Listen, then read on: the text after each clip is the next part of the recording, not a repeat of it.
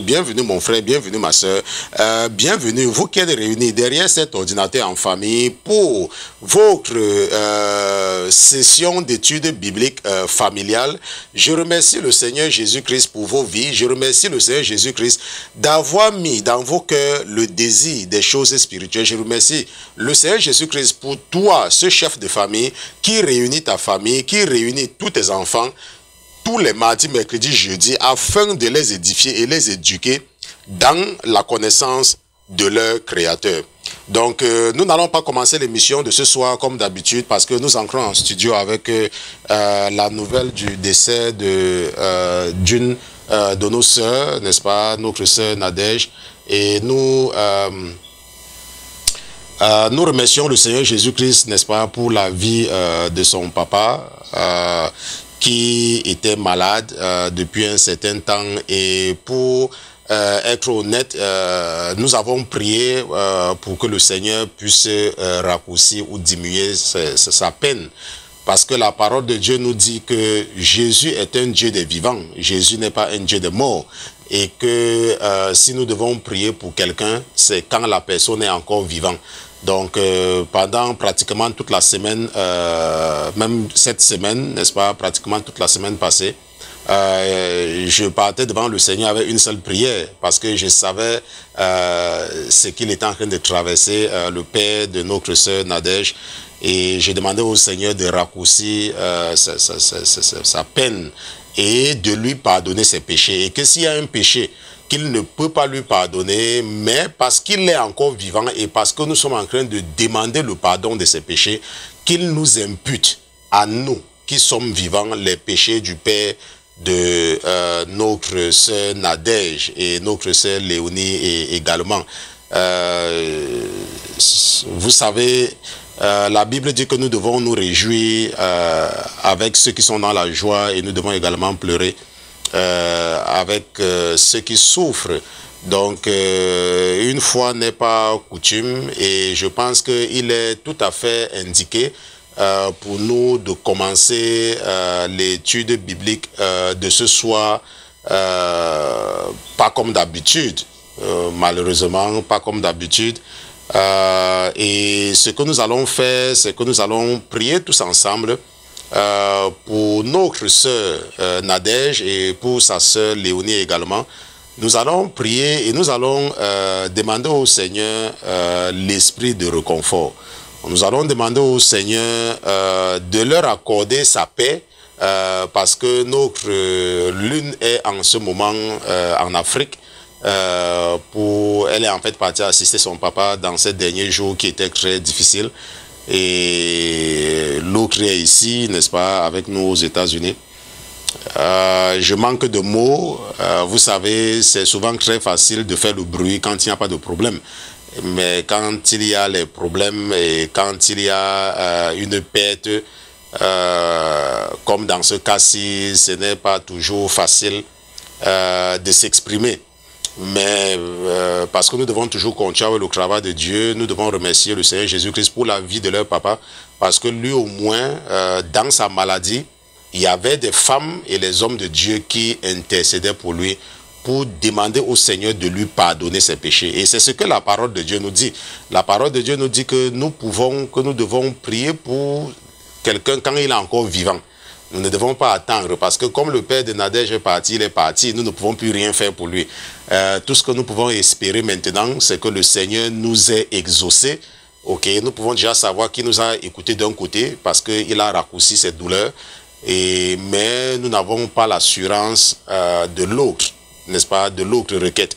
Mais c'est mon souhait que le Seigneur nous ait également exaucés dans ce sens-là en acceptant le père de nos sœurs Nadège et Léonie avec lui, puisque la Bible nous dit clairement qu'il est Dieu, n'est-ce pas, de la même façon qu'il avait durci le cœur de Pharaon, il a le pouvoir, n'est-ce pas, d'effacer de notre mémoire tout ce qui est mauvais. Et il avait également dit à Moïse, n'est-ce pas, qu'il accorde sa grâce à qui il veut et qu'il accorde sa miséricorde à qui il veut. Donc, c'est ce que nous avons mis devant le Seigneur en prière, d'accorder sa grâce au père de Nadège et de Léonie, de lui accorder sa grâce. Parce que la Bible dit que nous avons tous péché, ok, et que nous ne pouvons pas dire que parce que nous sommes justes, que nous méritons. Parce qu'en fait, personne ne mérite d'aller au paradis. Si Dieu devait juger tout le monde selon ses principes, personne ne devait aller au paradis.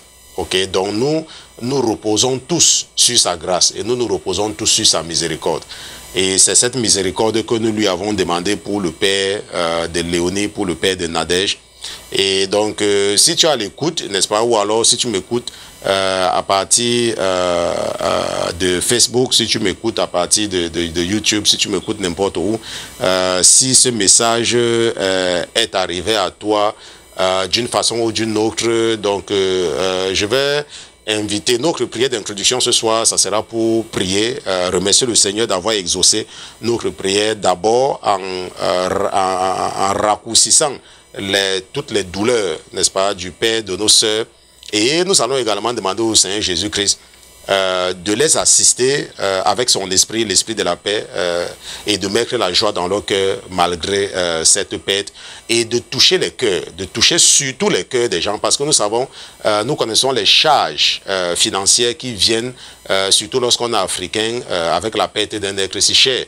Donc ça va coûter beaucoup d'argent. Donc si tu m'écoutes et que tu les connais, n'est-ce pas, je t'encourage à les appeler et puis à les aider financièrement aussi, afin que ça puisse au moins, n'est-ce pas, leur rappeler qu'il y a des gens qui les aiment, ok, qu'il y a des gens qui sont à l'écoute. Maintenant, si tu m'écoutes et que tu ne connais pas qui est la sœur Nadège, ou tu ne connais pas qui est la sœur Léonie et que tu veux les aider, tu peux toujours nous envoyer un email, la sainteté1@gmail.com. Tu peux nous envoyer un email et nous allons te communiquer le numéro de téléphone de Nadège, si toi tu vis aux États-Unis, ou alors de la sœur Léonie pour toi qui vis au Canada. Ok, donc nous allons prier et ce sera notre prière d'introduction ce soir. Seigneur Jésus, je te remercie d'avoir exaucé notre requête. Je te remercie d'avoir allégé et d'avoir diminué les souffrances et les douleurs du Père de tes filles, Nadège et Léonie. Nous te disons merci parce que tu es Dieu. Nous te disons merci parce que nous avons l'assurance que chaque fois que nous venons vers toi, tu nous écoutes et que tu nous exauces. Tu trouves toujours un moyen de nous encourager. Tu trouves toujours un moyen de nous rappeler ta présence. Et pour cela, nous te disons merci. Ce soir, mon Dieu, mon roi, je prie également pour l'esprit de réconfort. Je prie au Seigneur Jésus pour ton esprit, l'esprit de la paix.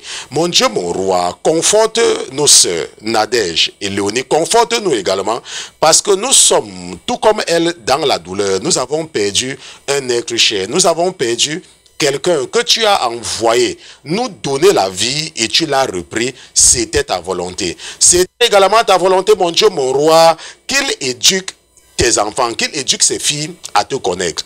Elles t'ont connu parce que c'est lui qui a inculqué dans leur esprit qui tu es au commencement lorsqu'elles étaient encore toutes petites. Et pour cela, mon Dieu, mon roi, ce soir, nous te remercions pour cela. Nous te remercions pour cette vie qui n'a pas été gâchée. Nous te remercions pour cette vie qui a montré à tes filles qui tu es. Et je te dis merci pour cela, mon Dieu, mon roi. Je te dis merci au Seigneur Jésus parce que tu as exaucé notre requête, la requête que nous avons amenée devant toi.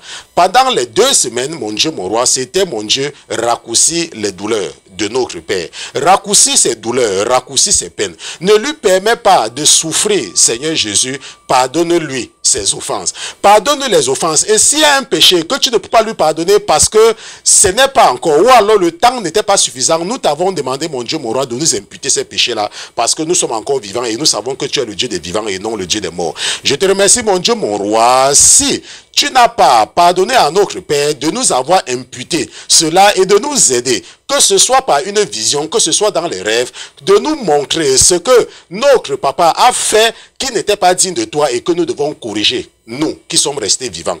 Je te remercie également pour tous ceux-là qui sont connectés. Je te remercie de toucher les cœurs, mon Dieu, mon roi, afin qu'ils puissent aider financièrement tes filles à pouvoir enterrer avec honneur leur papa qui est décédé en ce jour même au Cameroun. Nous te disons merci au Seigneur Jésus pour ta présence parmi nous ce soir. Au nom de Jésus-Christ, ton serviteur et tes enfants d'une seule voix, nous te disons Amen, Amen, Amen, Amen. Donc, nous remercions Dieu pour Jésus-Christ. J'aurais bien aimé, si ça dépendait de moi, n'est-ce pas, si ça dépendait de moi, l'émission de ce soir serait totalement consacrée à nos deux sœurs.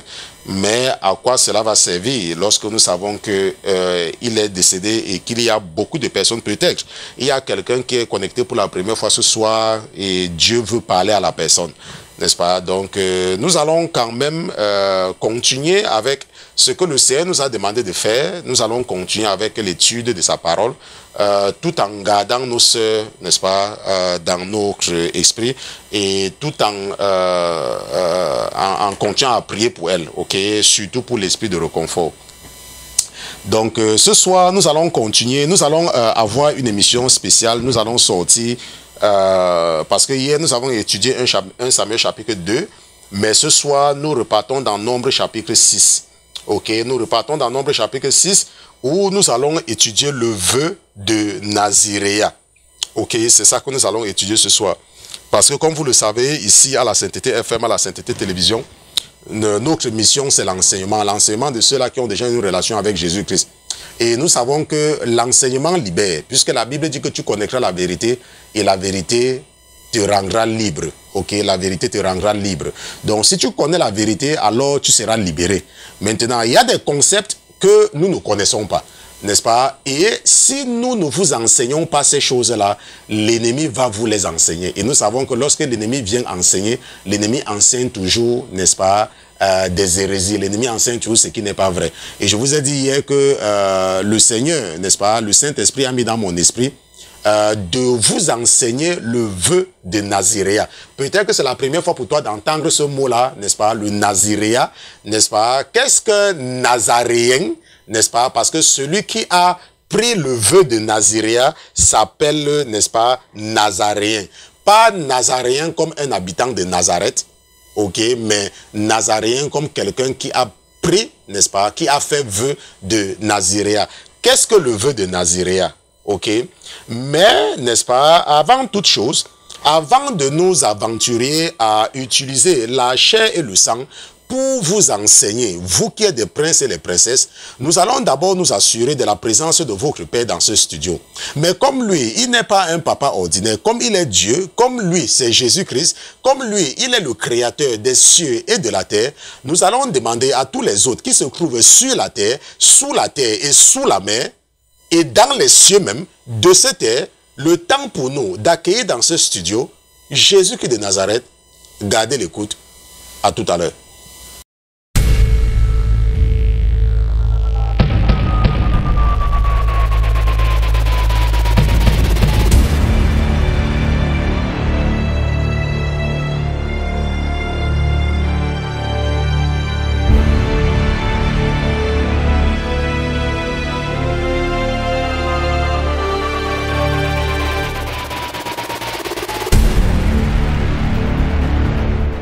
Seigneur Jésus, nous te disons merci pour ta présence dans ce studio ce soir, mon Dieu, mon roi. Nous te remercions pour le thème que tu as choisi de nous enseigner ce soir.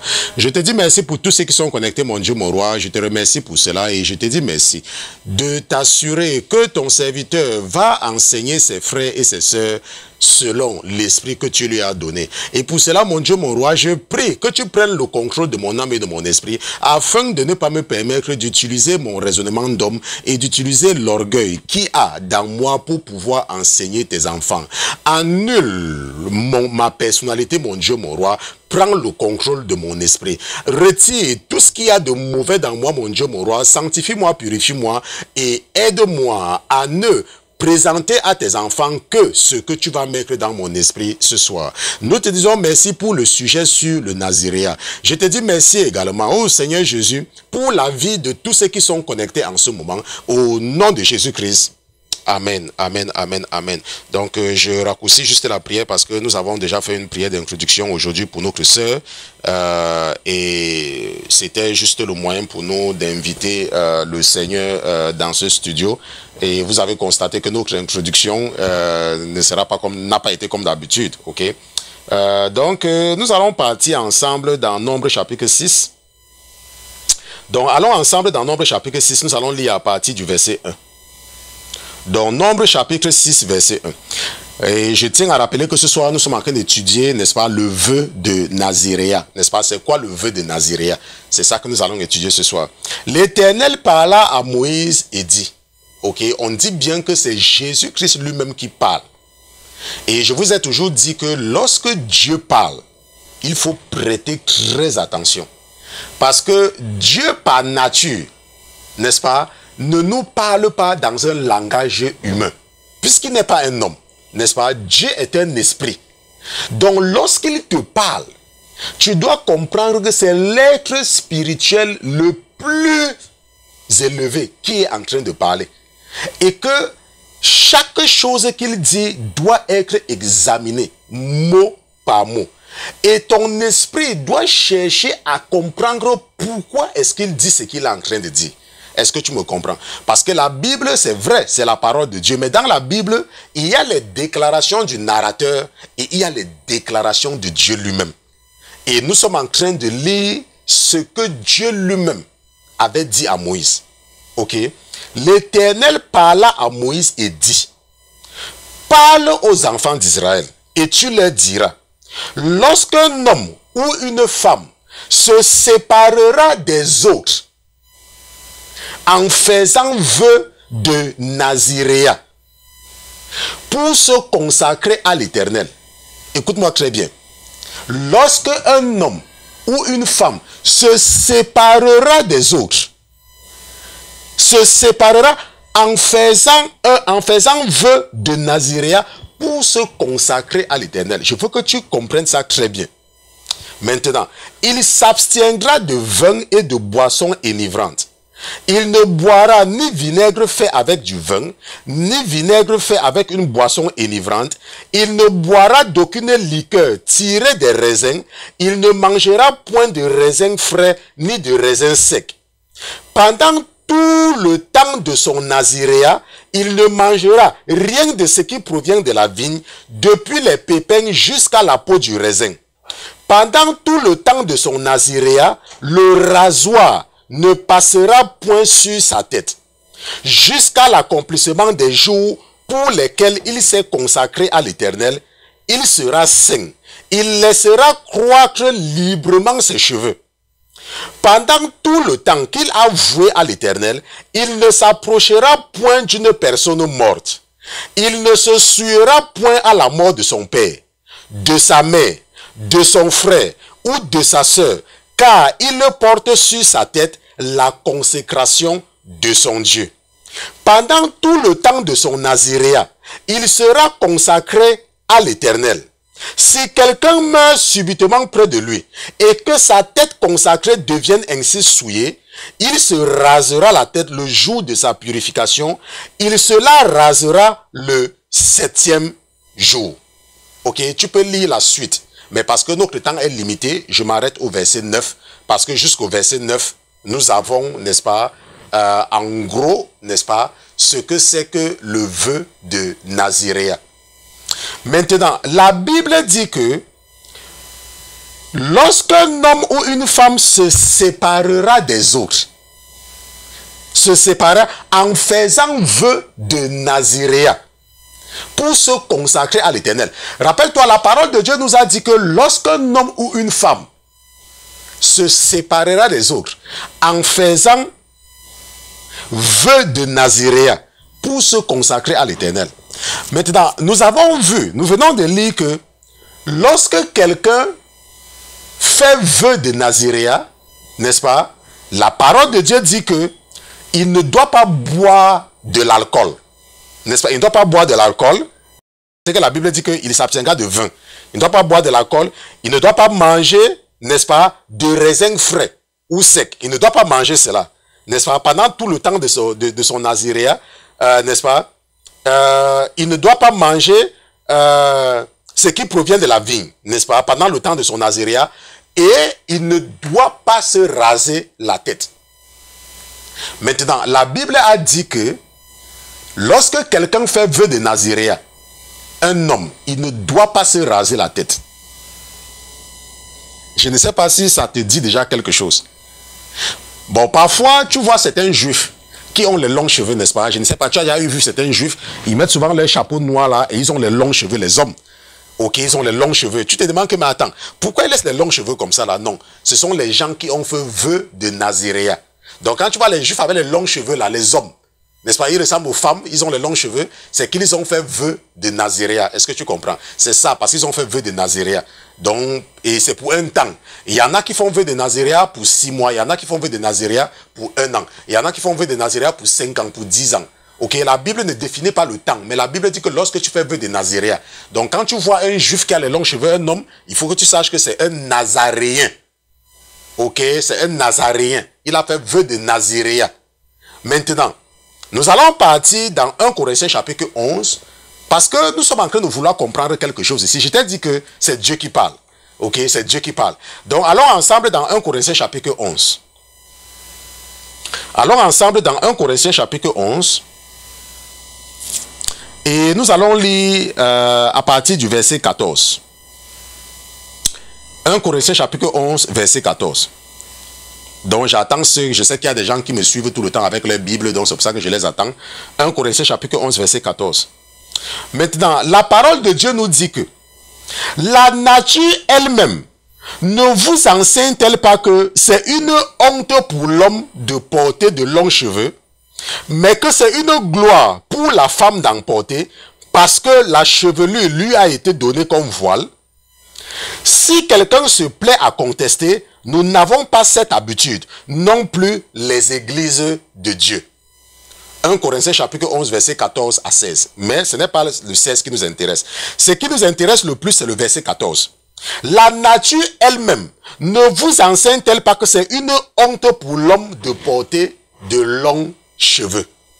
N'est-ce pas? 1 Corinthiens chapitre 11, verset 14. Donc, nous savons bien que un chrétien, un vrai chrétien, je ne parle pas d'un chrétien hypocrite, un faux chrétien, n'est-ce pas? Les chrétiens, n'est-ce pas, qui laissent les cheveux parce qu'ils imitent les stars. Tu vois quelqu'un qui va à l'église avec les cheveux tressés, il dit qu'il est un homme. Non, un homme ne fait pas ça. Ok? La nature nous enseigne que, n'est-ce pas, c'est une honte pour un homme de garder les cheveux. Un homme doit avoir les cheveux coupés courts. Ok, les cheveux coupés courts, pas les longs cheveux. Je ne dis pas forcément comme moi, ok?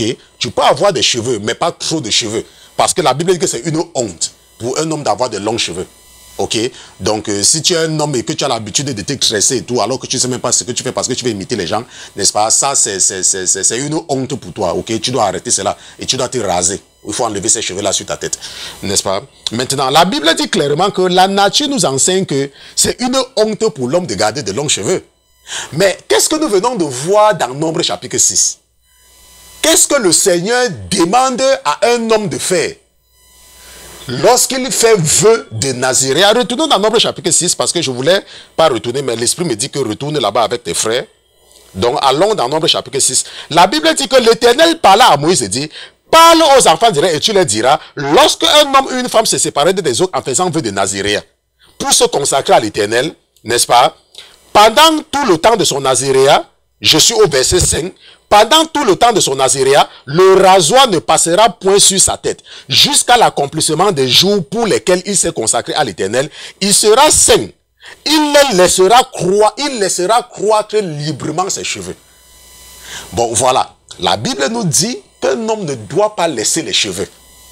Mais Dieu est en train de dire que si tu veux te consacrer à lui, si tu fais vœu de Naziréa pour te consacrer à lui, alors ne te rase pas. Maintenant, tu vas te dire que, mais pasteur Christian, est-ce que la Bible ne se concrétise pas? Non, la Bible ne se concrétise pas. Et rappelle-toi, j'ai toujours dit que si tu dis que la Bible se concrétise, ça veut dire que tu n'as rien compris.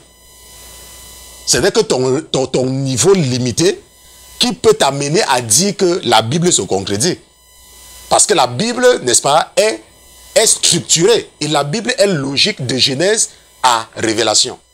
Ok, ici à la septième FM, on ne parle pas du livre d'Apocalypse. N'est-ce pas, nous parlons du livre de Révélation. Parce que c'est la révélation que Jésus-Christ avait faite à Jean. Je ne sais même pas qui avait appelé ça révélation, mais ce n'est pas révélation. Ok. Donc, Apocalypse, n'est-ce pas? Ce n'est pas Apocalypse, c'est révélation. Ok, bon. Maintenant, ce que tu dois comprendre, c'est que Dieu par nature est saint. Ok, Dieu par nature est saint. C'est sa nature. Maintenant, Dieu est saint. Et il dit qu'il est saint. Et que nous devons aussi être saints. Maintenant, le véritable problème que les enfants de Dieu ont, et c'est là toujours que le gros, n'est-ce pas, de mon enseignement, le gros de l'esprit que j'ai reçu, insiste toujours, c'est sur la définition des termes bibliques. C'est sur la définition biblique des termes, plutôt, pas la définition des termes bibliques. Donc, c'est sur la définition biblique des termes. Parce que parfois, tu entends, oh, quelqu'un dit que je mène une vie de sanctification. Mais tu le vois avec les rouges à lèvres, avec les mèches, les faux cheveux et tout. Il te dit qu'il mène une vie de sanctification. Ce sont des conneries. Ça, ce n'est pas une vie de sanctification. Ok? C'est quoi la sanctification? Sanctification vient du mot saint. C'est un mot de la même famille que saint. Donc être saint, être sanctifié, mener une vie de sanctification et tout, et tout, et tout. Maintenant, c'est quoi être saint? C'est quoi être saint? Une vie de sanctification est une vie de séparation. Est-ce que tu comprends? On dit que tu mènes une vie de sanctification lorsque tu mènes une vie de séparation. Et saint veut dire différent. Maintenant, écoute ici là. La Bible dit que lorsque un homme ou une femme se séparera des autres, ça c'est dans le cas du vœu de Naziréa. Donc la Bible dit que lorsque quelqu'un fait vœu de Naziréa pour se séparer des autres, pour se séparer des autres. Donc si c'est un homme, il laisse les cheveux pousser pour qu'on voit qu'il est différent des autres. Pour qu'on voit. L'objectif ici là, c'est que Dieu veut que les autres voient que tu es différent. Et tu le fais pour lui. Tu le fais pour lui. Est-ce que tu me comprends? C'est pour cela que lorsque tu es un chrétien, lorsque tu es surtout une femme, et que tu dis que tu mènes une vie de sanctification, on ne doit jamais te voir avec le pantalon. On ne doit jamais te voir avec les faux cheveux. On ne doit jamais te voir avec les fonds de teint. On ne doit jamais te voir avec ce que les autres femmes ont. C'est en ce moment qu'on dit que tu mènes une vie de séparation. Parce que tu te sépares des autres. Tu te sépares des autres. Tu es sainte. Tu te sépares des autres. Est-ce qu'on se comprend? Tu te sépares seulement des autres. Tu n'es pas comme les autres. Tu te sépares.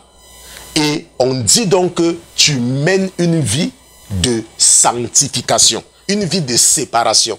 Le vœu de Naziréa. Rappelle-toi, la Bible a dit que lorsqu'un homme ou une femme, mais la Bible décrit le cas de l'homme.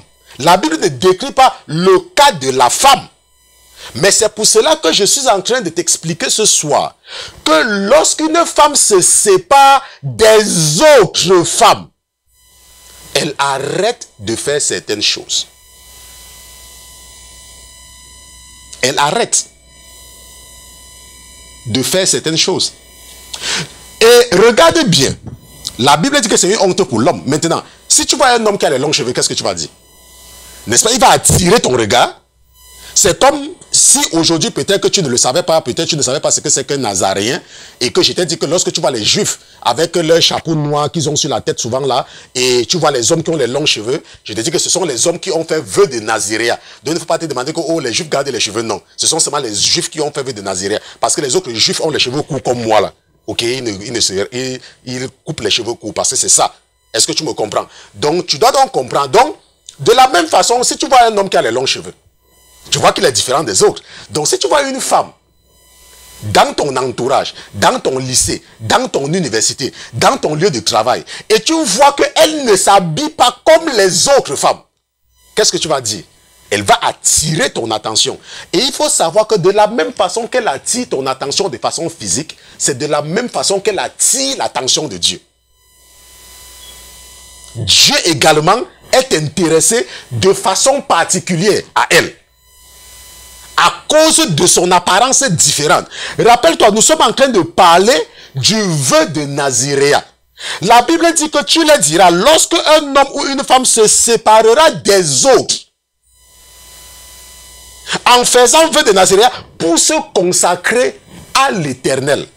Donc si tu as une femme et que tu décides d'adopter ce mode de vie parce que tu veux te consacrer, tu veux être sainte pour ton Dieu, pour Jésus-Christ, c'est pour lui que tu le fais. Et tu le fais pourquoi? Parce que tu sais que ça lui fait plaisir et qu'il est toujours attiré par ce qui est différent.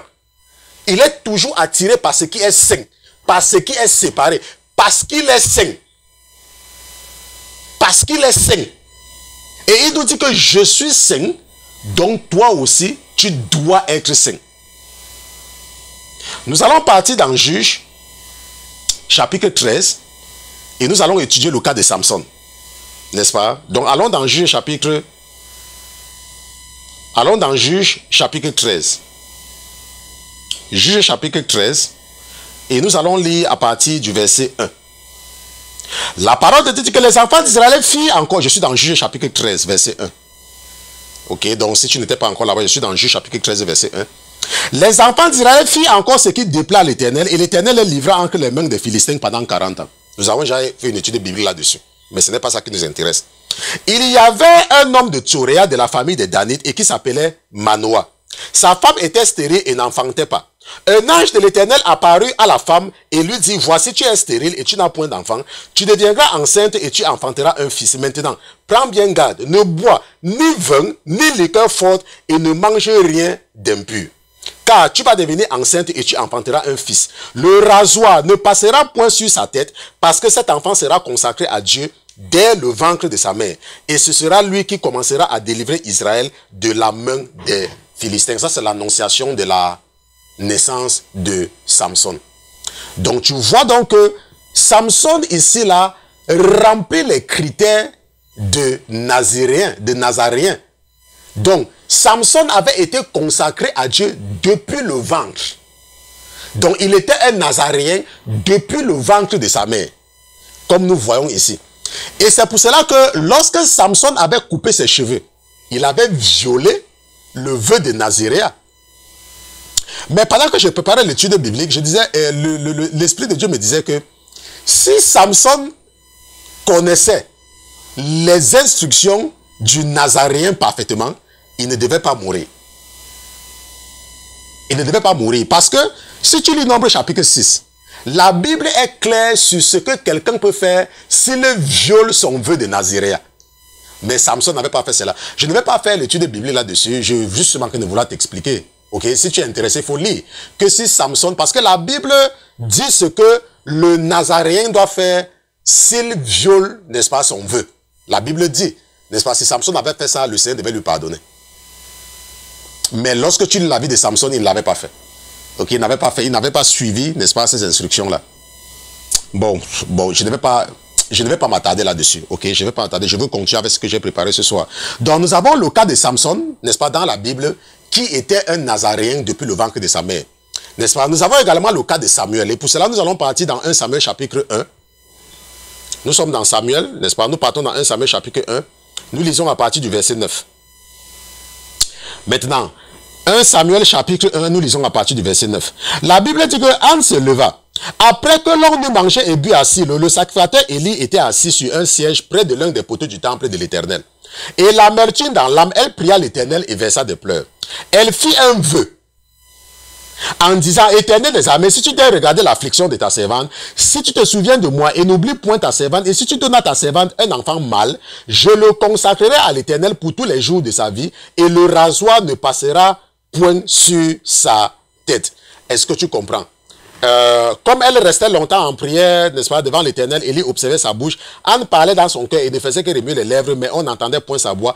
Élie pensa qu'elle était ivre. Nous avons étudié cette partie, mais la raison pour laquelle nous revenons sur ça, c'est pour que tu comprennes que Anne avait fait vœu de Nazaréen pour Samuel. Donc Samuel était un Nazaréen depuis le ventre de sa maman également, tout comme Samson. Et tu vois donc que Dieu accorde beaucoup de l'importance, n'est-ce pas, à ceux qui sont séparés des autres. Il accorde beaucoup de l'importance à ceux qui sont séparés des autres. Beaucoup de l'importance. Le vœu de Nazaréen. Maintenant, nous sommes en train d'étudier Le vœu de Naziréen. Maintenant, il y a des gens qui disent que Jean-Baptiste était également un Nazaréen. Ce n'est pas vrai. Ok, ce n'est pas vrai. Parce que si tu parles l'évangile de Luc chapitre 1, les versets 11 à 16, je ne vais pas aller là-bas avec toi, ok. Mais je t'encourage, si tu veux savoir si Jean-Baptiste était également un Nazaréen avant la naissance. Non, je dis non parce que l'annonciation ne dit pas qu'il ne devait pas se raser. Quand tu regardes l'annonciation, quand l'ange Gabriel va venir se présenter au père de Jean, n'est-ce pas, Zacharie dans le temple, parce qu'il était le souverain sacrificateur cette année-là, ok, on ne dit pas. On dit bien qu'il ne va pas boire, mais on ne dit pas qu'il ne doit pas se raser. Donc Jean-Baptiste, nous ne pouvons pas, sur la base de la parole de Dieu, nous ne pouvons pas dire qu'il était un Nazaréen. Parce que, quelles sont les conditions que Nombre chapitre 6 nous donne? Nombre chapitre 6 dit que un Nazaréen doit s'abstenir des boissons inivrantes. Ça veut dire qu'il ne doit pas boire de l'alcool. Un Nazaréen ne doit point manger de raisins frais ni de raisins secs. Il ne doit rien manger de ce qui provient de la vigne et le rasoir ne doit pas passer sur sa tête. N'est-ce pas? Voilà les conditions. Mais Jean-Baptiste, lorsque l'ange Gabriel avait parlé à son père Zacharie, il n'y avait pas tout ça. Il n'y avait pas le rasoir sur ça. Donc nous ne pouvons pas, n'est-ce pas? Nous ne pouvons pas affirmer que Jean-Baptiste était un Nazaréen. On ne peut pas l'affirmer, n'est-ce pas? Sur la base de la parole de Dieu. C'est pour ça que je dis toujours qu'il faut faire attention, n'est-ce pas? Lorsque tu fais des recherches, n'est-ce pas, sur Internet, parfois tu fais des recherches et les gens parlent des choses. Mais c'est important pour toi de comparer ce que tu lis avec ce que la parole de Dieu lit. C'est comme ça que, n'est-ce pas, les gens ont souvent des idées préconçues. Ok, j'appelle ça les idées préconçues. Il faut toujours faire une étude approfondie toi-même et ne pas seulement te contenter de ce que tu es en train de lire. Si tu vas sur Internet, tu vas te rendre compte qu'il y a beaucoup de gens qui vont te dire que Jean-Baptiste était un Nazaréen. Ce n'est pas vrai. Parce que si tu compares les critères de Nombre 6 et l'annonciation de Luc chapitre 1 à partir du verset 11, tu vas te rendre compte qu'il manque le rasoir. Maintenant, nous sommes en train d'étudier le vœu de Naziréa. C'est ça que nous étudions ce soir. Et nous avons vu que pourquoi est-ce que le vœu de Naziréa est un sujet important à comprendre. Parce que la parole de Dieu nous dit dans Lévitique chapitre 20, et nous allons partir ensemble dans Lévitique chapitre 20.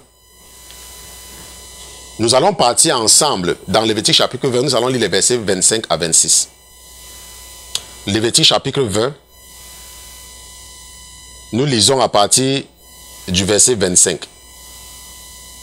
Maintenant, la Bible dit dans Lévitique chapitre 20, verset 25, « Vous observerez la distinction entre les animaux purs et impurs, entre les oiseaux purs et impurs, afin de ne pas rendre vos personnes abominables par des animaux, par des oiseaux, par des animaux, par des oiseaux, par tous les reptiles de la terre, que je vous ai appris à distinguer comme impurs.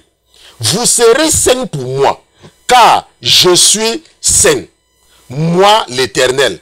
Je vous ai séparés des peuples afin que vous soyez à moi. » Est-ce que tu comprends? Donc, la Bible nous enseigne déjà que Dieu fait même la distinction entre les animaux. N'est-ce pas? Dieu fait même la distinction entre les oiseaux. Combien de fois avec les hommes? Je vous ai toujours dit que la raison pour laquelle nous étudions l'Ancien Testament, c'est parce que l'Ancien Testament nous enseigne la mentalité de Jésus-Christ. Sa mentalité. Ça veut dire que qu'est-ce qu'il pense dans sa tête? Qu'est-ce qu'il y a dans la tête? Bon, bien évidemment, l'esprit est en train de me dire que je suis en train de comparer, n'est-ce pas? Je dis la tête comme si Dieu était un esprit. Et Dieu était un humain. Bon, Dieu n'est pas un humain. Je suis seulement... Parce que quand tu es un enseignant, il faut que tu trouves un moyen, n'est-ce pas, d'expliquer quelque chose. Ok, je suis seulement en train de vouloir trouver un moyen de vous expliquer quelque chose. C'est vrai que, n'est-ce pas, je ne dis pas la tête de Dieu parce que Dieu n'a pas la tête, n'est-ce pas, Dieu est un esprit. Mais j'ai seulement envie de t'amener à comprendre quelque chose, ok? Donc, je vais continuer toujours dans cette façon. Donc, ce que tu dois comprendre, la raison pour laquelle il est important et impératif d'étudier l'Ancien Testament, c'est parce que l'Ancien Testament t'amène dans la mentalité de Dieu. C'est-à-dire comment est-ce qu'il pense, qu'est-ce qui lui plaît et qu'est-ce qui ne lui plaît pas. Donc, Lévitique chapitre 20, par exemple, t'enseigne que vous observerez la distinction entre les animaux purs et les animaux impurs. Donc, tu vois déjà que Dieu distingue même déjà les animaux.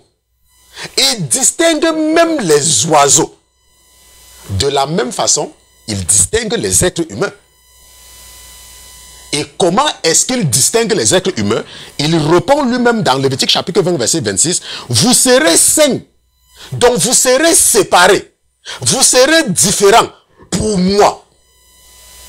Vous serez séparés, vous serez différents pour moi. C'est pour cela que lorsque tu es un homme et que tu es un chrétien, tu ne pars pas en boîte de nuit. Tu ne participes pas dans les réunions comme les gens, réunions de ceci, réunions de cela. Parce que tu es commun. Tu fais comme les autres. Tu n'es pas différent. Tu n'es pas différent. Il n'y a aucune différence. Tu n'es pas saint. Et si tu n'es pas saint, rappelle-toi, tu ne peux pas plaire à Dieu. Tu dois mener une vie de séparation. Tu es un chrétien. C'est toi qui fais les réunions de ceci, les réunions de cela, les réunions de ceci, les réunions. Et tu dis que tu es un chrétien et que tu mènes une vie de sanctification. Non. Tu n'es pas un chrétien saint. Tu es peut-être un chrétien, mais tu n'es pas saint. Et rappelle-toi, Hébreux chapitre 12, verset 14. Que si tu n'es pas saint, le paradis, tu dois seulement oublier. Parce que ça ne sera pas possible. Même si tu empruntes une dizaine, ça ne sera toujours pas possible. Est-ce que tu comprends? Donc tu ne peux pas être un homme et tu me dis que tu mènes une vie de sanctification et c'est toi qu'on rencontre dans toutes les fêtes, c'est toi qu'on voit dans tout, partout où on part, on te voit. Et on te voit partout où on part. N'est-ce pas? Quand le chien a l'anniversaire, on te voit. Quand c'est la poule qui a l'anniversaire, on te voit. Quand c'est la réunion de tel, on te voit. Quand c'est ceci, on te voit partout. Tu n'es pas séparé. La Bible te dit que tu dois mener une vie de séparation. Tu dois te séparer. Maintenant, tu ne te sépares pas parce que tu as un gros salaire. Parce que toi, tu ne veux pas te mélanger. Non, tu te sépares pour Jésus. Ça veut dire que c'est pour Jésus-Christ que tu le fais. Tu veux être différent. Quand on arrive chez toi, n'est-ce pas, on ne te voit pas en train de regarder le football, le basketball, les films, machin truc. Ce que tu fais là, c'est ce que tout le monde fait. Ça veut dire que tu n'es pas différent. Ça veut dire que tu n'es pas saint. N'est-ce pas? Ça veut dire que tu n'es pas saint. Ça veut dire que tu n'es pas différent.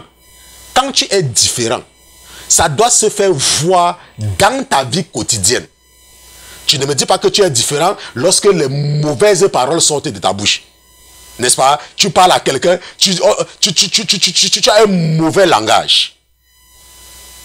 N'est-ce pas? Quand tu écris, même quand tu écris, tu fais les abréviations. Tu fais les abréviations. Par exemple, tu veux dire que j'ai vu quelqu'un. Tu mets j'ai vu QLQ. Non, un enfant de Dieu ne fait pas ça. Tu vas dire que, mais pasteur Christian, est-ce que faire aussi les abréviations, c'est un péché? C'est un péché. Si tu ne savais pas, à partir d'aujourd'hui, je te fais savoir. Un enfant de Dieu n'écrit pas ces choses-là. Si tu veux dire à quelqu'un que j'ai un rendez-vous, tu écris j'ai un rendez-vous. Tu dois être différent. Est-ce que tu me comprends? Je suis seulement en train de t'amener. Rappelle-toi, ce soir, nous sommes en train d'étudier le vœu de Naziréa. Tu dis à quelqu'un, oh mon frère, je suis au supermarché pour acheter de la banane. Tu écris chaque mot entièrement. Parce que tu es saint, tu es différent. Tu n'es pas comme les autres. Tu n'es pas comme les autres. Et tu veux attirer le regard de Dieu sur toi. Est-ce que tu me comprends? Parce que parfois, mais pasteur Christian parlait seulement aux femmes. Que pasteur Christian parlait seulement aux femmes. Non, même toi, un homme, tu m'écoutes ce soir. Je veux que tu essaies de comprendre ce que c'est que pour un homme de mener une vie de sanctification. Tu es un homme, on te voit avec les chemises serrées, après tu dis que tu es sexy. Et le dimanche, tu vas à l'église. On te voit un homme, tu as les locks. N'est-ce pas? Les hommes appellent ça les locks. N'est-ce pas? Les locks. Tu dis que tu es locks. On te voit à l'église avec les locks. Et tu dis que tu es un chrétien. Bien évidemment, tu es en train d'aider, n'est-ce pas, l'église de Jésus-Christ à payer les factures. Rappelle-toi, lorsque Noé faisait l'arche, tu penses que Noé avait conçu l'arche seul? Il y a les gens qui avaient aidé Noé dans la construction de l'arche, mais il n'était pas entré dans l'arche. Ok, donc nous allons prendre une pause et je vais demander à ma fille qui est à la régie, n'est-ce pas, de mettre quelque chose pour nous. Le temps pour nous de prendre une pause et lorsque nous allons nous retrouver, nous allons revenir dans le Nouveau Testament, n'est-ce pas, et comprendre pourquoi est-ce qu'il est impératif pour toi, n'est-ce pas, de mener une vie de séparation pour Jésus-Christ. Gardez l'écoute. À tout à l'heure.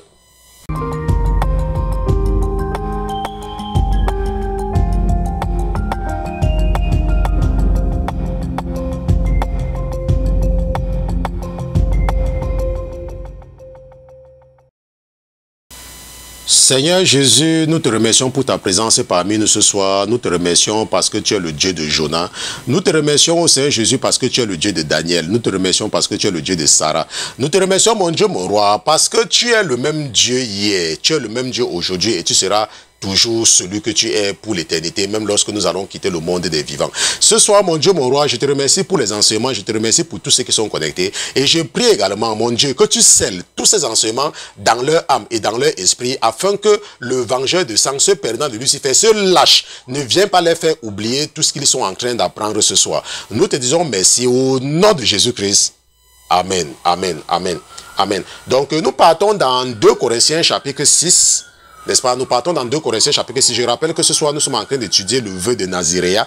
Et nous avons déjà fait une étude biblique sur le vœu. Ok? Et nous sommes en train d'étudier le vœu de Naziréa. Donc, dans Nombre chapitre 6, nous avons vu que si tu continues, hein, n'est-ce pas? Le Nazaréen n'a même pas le droit d'aller au deuil de ses parents. Ça veut dire que si tu fais un vœu de Naziréa, si ton père meurt ou bien ta mère meurt, tu n'as même pas le droit d'aller au deuil. Est-ce que tu comprends? C'est juste pour te dire à quel point Dieu prend au sérieux les gens qui sont différents. C'est juste pour t'amener. Imagine un peu que Dieu demande à quelqu'un de faire un vœu et que si ton père meurt même, tu ne pars pas au deuil. Si ta mère meurt même, va lire Nombre chapitre 6. Il faut lire entièrement. Moi, je n'ai pas envie d'aller là-bas parce que ça va nous permettre de ne pas terminer ce que nous avons préparé ce soir. N'est-ce pas? La Bible dit que lorsque tu fais vœu de Naziréa, si ton père meurt, ta mère meurt, ton frère meurt, ta soeur meurt, quelqu'un meurt de ta famille, tu ne dois pas partir au deuil. Bon, maintenant, est-ce que ton père peut mourir sans que tu ne partes au deuil? Est-ce que ta mère peut mourir sans que tu ne partes au deuil si tu es à côté? Non. Mais la Bible dit que si tu pars au deuil, alors on annule tous les jours que tu as d'abord consacré à l'Éternel et tu reprends à zéro. Bien évidemment, c'est ce que certains font. Donc, imagine peut-être que quelqu'un fasse vœu de Naziréa pour 1 an. Et que le 10e mois, il perd un membre de sa famille qui est très cher. Il est obligé d'aller au deuil. Et on annule les 10 mois là, il doit recommencer. Il doit recommencer. Est-ce que tu comprends? Il doit recommencer. Et dans le vœu de Naziréa, tu vois qu'on a dit que lorsque tu fais vœu de Naziréa, tu ne dois pas boire de l'alcool. Donc, c'est également une occasion pour toi de comprendre que un chrétien, un enfant de Dieu, un vrai chrétien, ne boit pas de l'alcool. Et si tu ne bois pas de l'alcool, tu ne dois pas donner de l'alcool à quelqu'un. Je ne sais pas si on se comprend. Je m'en fous de qui est cette personne. Certains parmi vous, vous êtes déjà venus chez moi. N'est-ce pas? Vous savez que ce sont des choses sur lesquelles il n'y a pas de compromis. Je m'en fous de qui tu es. Donc je dis que, imagine, parce que ce que je veux que tu comprennes, c'est la mentalité de Dieu. C'est sa mentalité. Regarde, il dit à quelqu'un que si tu veux te consacrer à moi, ne bois pas de l'alcool. Ça veut dire que quoi? Ça veut dire qu'il n'aime pas les gens qui boivent de l'alcool. C'est ce que ça veut dire. C'est tout ce que cela veut dire. Est-ce que tu comprends? Donc, quand tu es un chrétien, quand tu es un vrai, je ne parle pas d'un chrétien hypocrite. N'est-ce pas? Un chrétien qui ne respecte pas sa femme. Je ne parle pas de cela. Je ne parle pas d'un chrétien, n'est-ce pas? Une chrétienne qui ne respecte pas son mari. Ce n'est pas de ça que je parle. N'est-ce pas? Je ne parle pas d'une chrétienne, n'est-ce pas? Avant ton mari n'a pas encore fini une phrase que tu as terminée pour lui. Ce n'est pas de ça que je parle. Tu es une chrétienne hypocrite. Si tu es une chrétienne comme cela. Je ne parle pas de toi, un homme, n'est-ce pas, qui ne sait pas que tu dois t'occuper de tes enfants. N'est-ce pas? Au lieu de t'occuper de tes enfants, tu passes le temps dans les ventes emportées à boire avec tes amis et tu ne peux même pas acheter le savon pour qu'on lave les habits à la maison. Je ne parle pas de toi. Tu n'es pas un chrétien même d'abord. N'est-ce pas? Tu es un chrétien hypocrite. Tu es un faux chrétien. Ok? Tu passes le temps à acheter à boire aux gens dans les ventes emportées alors que chez toi, il n'y a pas le savon pour laver les habits de tes enfants. Alors que chez toi, il n'y a pas, n'est-ce pas, assez de nourriture pour tes enfants. Et ce n'est pas que Dieu ne t'a pas béni. Dieu t'a béni, mais c'est toi qui entretiens 2 femmes dehors. C'est toi qui entretiens des maîtresses dehors. Ok? Ça veut dire que tu n'es pas un chrétien. Tu es un faux chrétien. Tu es un chrétien hypocrite. Voilà. Tu es un chrétien hypocrite. Tu n'es pas chrétien.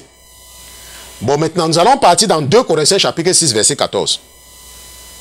La Bible dit dans 2 Corinthiens chapitre 6, verset 14, « Ne vous mettez pas avec les infidèles sous un joug étranger. Car quel rapport y a-t-il entre la justice et l'iniquité? Ou qu'y a-t-il de commun entre la lumière et les ténèbres? Quel accord y a-t-il entre Christ et Bélial? Ou quelle part a le fidèle avec l'infidèle? Quel rapport y a-t-il entre le temple de Dieu et les idoles? Car nous sommes le temple du Dieu vivant, comme Dieu l'a dit, j'habiterai et je marcherai au milieu d'eux, je serai leur Dieu et ils seront mon peuple. C'est pourquoi, sortez du milieu d'eux, sortez du milieu d'eux, sortez du milieu d'eux, sortez et séparez-vous, dit le Seigneur. Ne touchez pas à ce qui est impur et je vous accueillerai. La Bible dit ça pourquoi? Sortez du milieu d'eux. Sortez du milieu d'eux. Et séparez-vous. dit le Seigneur, ne touchez pas à ce qui est impur et je vous accueillerai. La parole te dit que tu dois sortir du milieu des autres. Tu dois te séparer des autres. Tu dois être saint.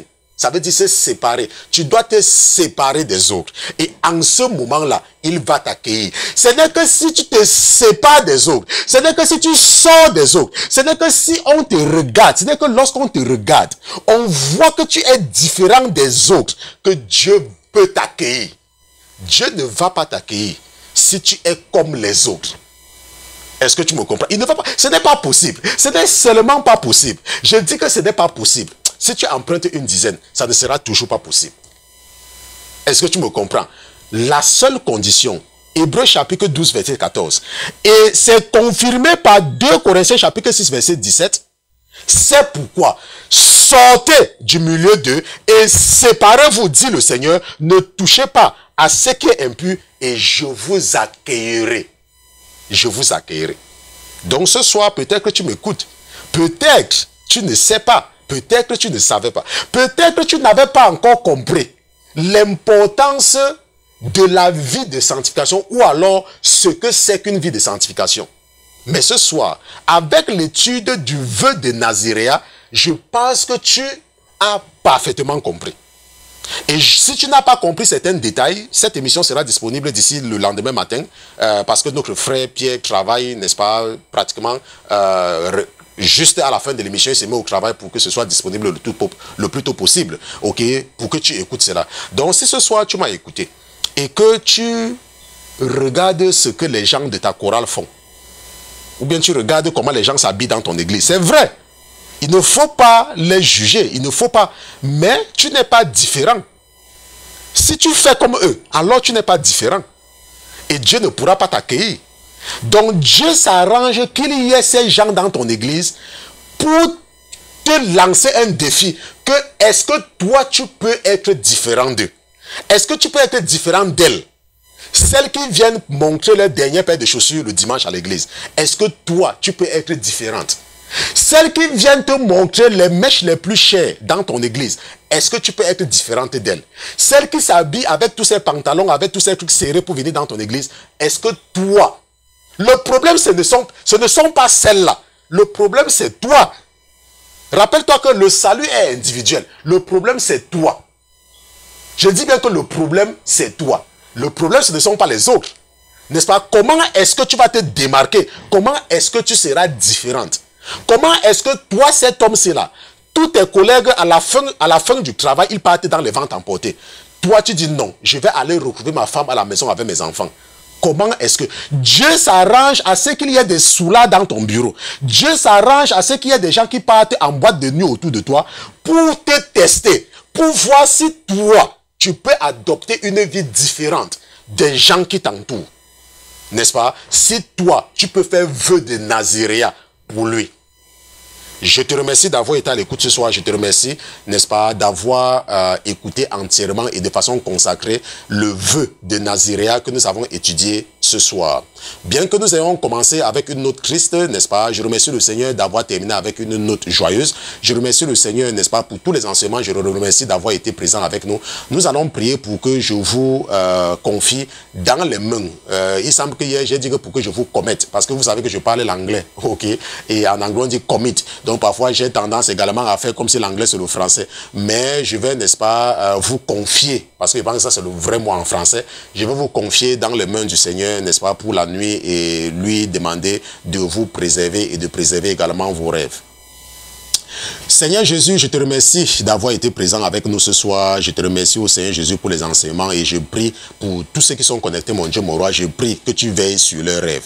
Je prie, mon Dieu, mon roi, parce qu'ils étaient connectés ce soir et qu'ils étaient connectés parce qu'ils veulent s'édifier, parce qu'ils veulent s'éduquer dans la connaissance des oracles et des mystères que tu as cachés pour ceux-là qui sont perdus. Parce que ta parole nous enseigne que la prédication de la croix est une folie pour ceux qui sont perdus, mais pour nous qui avons été choisis par toi avant la fondation du monde, monde, c'est une bénédiction. C'est pour cela, mon Dieu, mon roi, que je te prie de regarder les intentions de leur cœur. Et je te prie de ne pas les imputer les péchés qu'ils ont commis en journée, les péchés qui sont commis par action, les péchés qui sont commis par omission. Je te remercie, mon Dieu, mon roi, d'avoir effacé leur ardoise. Et je prie également, mon Dieu, mon roi, de ne pas permettre aux vengeurs de sang, à ceux perdants de Lucifer, de venir ancrer dans leurs rêves pour les frustrer cette nuit, alors qu'ils ont été fidèles au rendez-vous de l'étude biblique que tu as instauré au paradis. Je te remercie également, mon Dieu, mon roi, pour la vie de ton serviteur que je suis. Je te dis merci d'avoir reçu avec faveur la requête et les prières et les requêtes et toutes les prières que je t'ai présentées ce soir. Je te remercie d'avoir reçu tout cela